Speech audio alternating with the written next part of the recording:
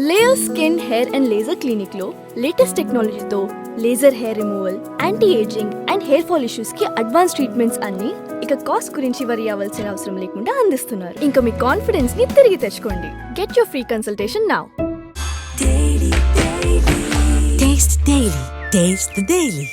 వైసీపీకి షాక్. ప్రభుత్వానికి లేఖ రాసిన సిట్ ఇప్పుడు పెట్టండి ప్రెస్ మీట్లు.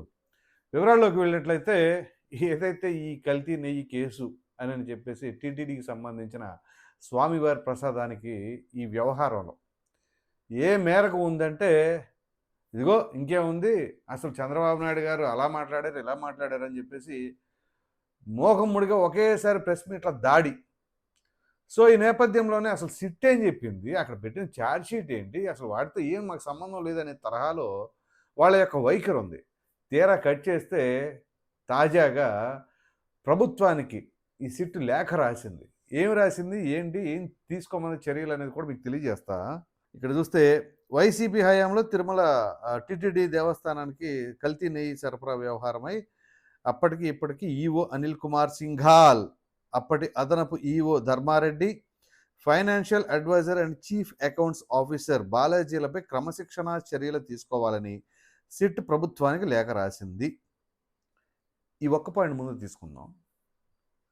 ఇప్పుడు వీళ్ళు అధికారులు, వీళ్ళపైన చర్యలు తీసుకోమని చెప్పేసి ప్రభుత్వానికి సిట్ లేఖ రాసింది. ఎందుకు రాసింది? ఏమి జరగలేదనే, అదుపులోకి తీసుకోమంది అంటే ఏంటి, బ్రహ్మాండంగా అసలు ఎటువంటి కల్తీ జరగలేదు అనే ఉద్దేశమా? అసలు కల్తీ అంటారు, అసలు నెయ్యి అనేదే లేదు కదా. ఇప్పుడు 1 లీటర్ ఆవు పాలు కూడా సేకరించకుండా, 1 గ్రాము వెన్న తీయకుండా నెయ్యి ఎక్కడి నుంచి వస్తుంది? సో టోటల్గా నెయ్యే లేదు. వీళ్ళు చేసింది ఏంటి, ఇది పామోలివ్ ఆయిల్, అదే పామాయిల్ అంటారు కదా, పామాయిలు, రసాయనాలు అవి ఇవి కలిపి ఆ నెయ్యి ఫ్లేవర్ వచ్చేలాగా చేసి నెయ్యి లాంటి పదార్థాన్ని తయారు చేసి ఇక కల్తీ నెయ్యి అని చెప్పేసి ఇక దాదాపుగా అందరూ ఇదే మాట మాట్లాడుతూ ఉన్నారు. తీరా కట్ చేస్తే ఇప్పుడు సిట్ లేఖ ఎందుకు రాసింది? ఓ అంతా సూపర్గా ఉంది, అప్పుడు అధికారులు బ్రహ్మాండంగా చేశారు, వాళ్ళని అదుపులోకి తీసుకొని సన్మానం చేయండి అని చెప్పేసిందా ఏంటి? మరి దాని అర్థం ఏంటి చెప్పాలి వైసీపీ వాళ్ళే. ఇంకా చూద్దాం. ఈఓ అనిల్ కుమార్ సింఘాల్ను బదిలీ చేయాలని ప్రభుత్వం నిర్ణయించింది. శని ఆదివారాల్లో ఉత్తర్వులు వెలువడనున్నాయి. కల్తీ నెయ్యి కేసులో కోర్టులో ఛార్జ్షీట్ దాఖలు చేసిన సిట్ తాజాగా ప్రభుత్వానికి 14 పేజీల లేఖ రాసింది. అందులోని చివరి పేరాలో కల్తీ నెయ్యి సరఫరాకు సంబంధించి అప్పట్లో ఉన్నత స్థానాల్లో ఉన్న 3 అధికారులపై చర్యలు తీసుకోవాలని ప్రభుత్వానికి సూచించింది.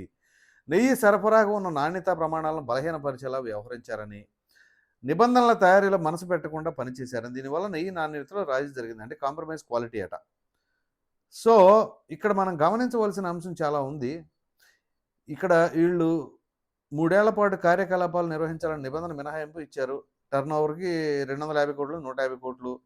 ఈ సడలింపుల వల్ల ఈ 68.17 లక్షలు 68,17,000 కిలోల నెయ్యి లాంటి పదార్థాన్ని సరఫరా చేశారు.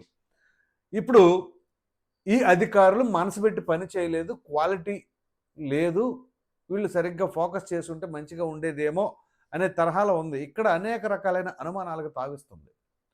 ప్రధానంగా అధికారులను ఇప్పుడు అదుపులోకి తీసుకున్నారు. సో అధికారులను అదుపులోకి తీసుకోవడం అనేది ఇది తొలిచర్య.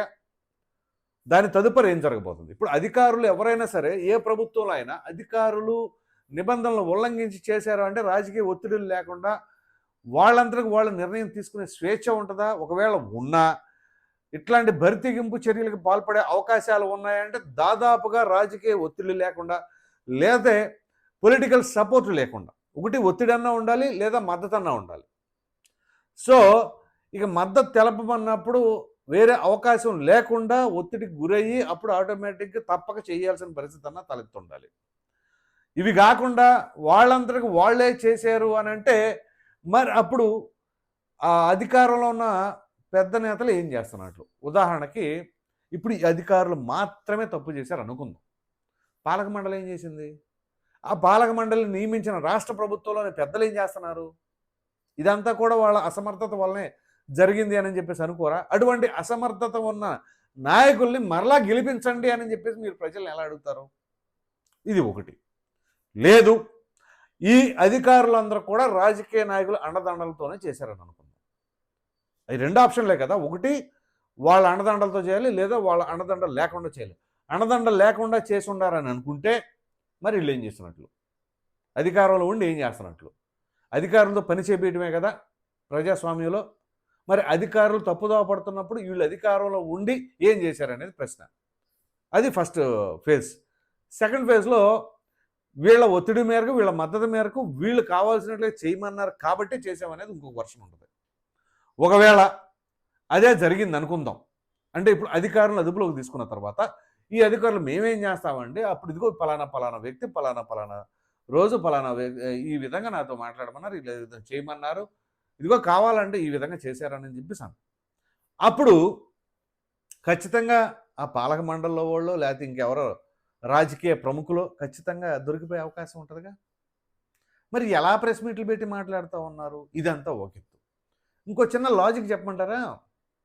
ఇప్పుడు ఆ పాపం అంతా ఎవరిది అని అంటే వైవి సుబ్బారెడ్డి పిఏ చిన్నప్పన్న చేశాడు అని చెప్పేసి అంటున్నాడు. ఓకే, చిన్నప్పన్నే చేశాడు అనుకుందాం వాళ్ళ వర్షన్ ప్రకారంగా. ఒకవేళ చిన్నప్పన్న చేసినప్పుడు నిబంధనలు ఉల్లంఘించే, నిబంధనలు మార్చే అధికారం, హక్కు ఎవరికి ఉంటుంది?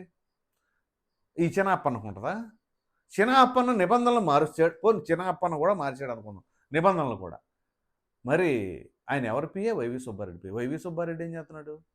పైగా టీటీడీ చైర్మన్ కదా, మరి ఆయన ఏం చేశాడు? వాళ్ళ పిఏ ఏం చేస్తున్నాడో కూడా తెలియదు అనమాట.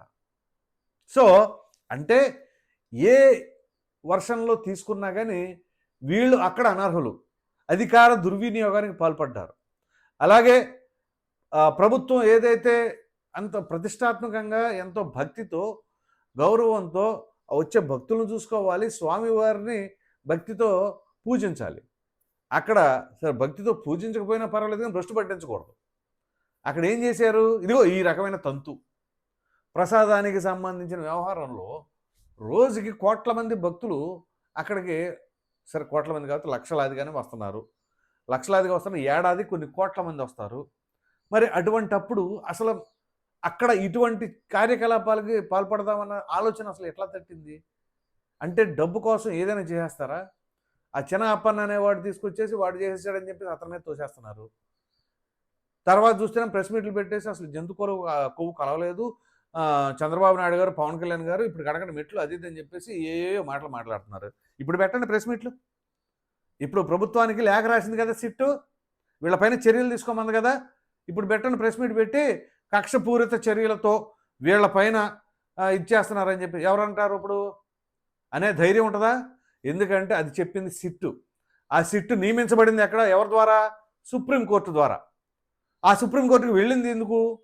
వెళ్ళింది ఎవరు? వైవి సుబ్బారెడ్డి. రాష్ట్ర ప్రభుత్వం సిట్టు నియమించినప్పుడు ఇదిగో వీళ్ళు రాజకీయ ఒత్తిడితో ఏదో ఒకటి చేస్తారు కావాలని, అందుకనే మీరు చూడండి అని చెప్పి సుప్రీంకోర్టుకి వెళ్ళారు.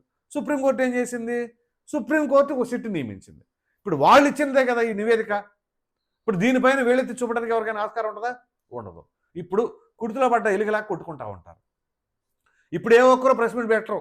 మొన్న పెట్టిన వాళ్ళు ప్రతి ఒక్కరూ ఇప్పుడు పెట్టండి ప్రెస్ మీట్, దీనిపైన సిట్టు రాసిన లేఖ మీద ఇదిగో ఇది పరిస్థితి అని చెప్పేసి రాయండి. ప్రతి దానికి ఎక్కడ అవకాశం వస్తే రాజకీయం చేద్దాం అనేది కాదు. నిజంగా ఇక్కడ విషయం ఏంటి అనేది ప్రజలకు తెలియజేయాలి కదా. భక్తుల మనోభావాలతో ఆటలాడుకుంటే ఇదిగో ఇలాగే ఉంటుంది. సో ఇప్పుడున్న పరిస్థితుల్లో ఇప్పుడు సిట్టు రాసిన లేఖ ఏదైతే ప్రభుత్వానికి లేఖ రాసిందో ఒక్కొక్కళ్ళ గుండెల్లో దడలు పడతా ఉన్నాయి. సో దీని కొనసాగింపుగా ఇంకా చాలా ఉంటాయి, వీడియోలు కూడా వస్తూ ఉంటాయి. ఇంకా దాని తదుపరి ఏంటి, ఏం జరుగుతుంది, అలాగే నిన్న సజ్జల రామకృష్ణారెడ్డి కూడా ప్రెస్ మీట్ పెట్టి మాట్లాడినట్టున్నారు. అది కూడా ఏంటో ఒకసారి తర్వాత వీడియోలో మనం చర్చించుకుందాం. సో మొత్తం మీద చెప్పుకోవాల్సి వస్తే ఇప్పుడు సిట్టు రాసిన లేఖతో ఒక విధంగా వైసీపీ షాక్ తగిలిందని అనుకోవాలి. అలాగే మరి ప్రెస్ మీట్లు ఇప్పుడు పెడతారా పెట్టరా అని మీరు అనుకుంటున్నారో అనే అభిప్రాయాన్ని కామెంట్ రూపంలో ఖచ్చితంగా తెలియజేయండి. Thank you.